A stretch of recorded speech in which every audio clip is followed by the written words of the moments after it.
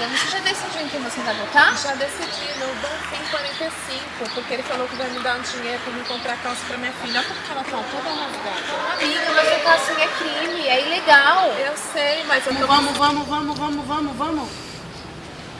Aí em cima, hein, dona Gleice? Vamos, direto pra sala, não quero ver ninguém aqui no corredor. Direto pra sala, eu vou levar pro diretor. Vamos, direto pra sala, vocês têm prova hoje. Vamos. Eu estudei. Ai, eu não consegui. Bom dia, professor. Bom dia, alunos de cidade da prova de hoje. Sim, pode aplicar, Grazi.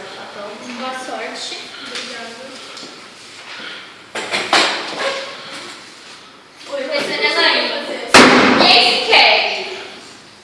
Você andou colando da sua amiga? Você vai ser castigada.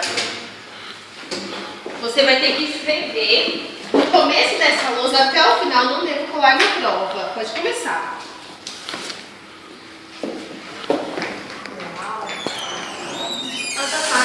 Eu vim buscar minha filha, que já é 1 hora e ela ainda tá aqui.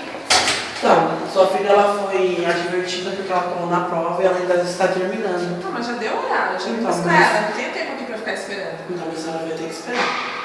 Se a senhora quiser pegar ela agora, a senhora vai ter que esperar.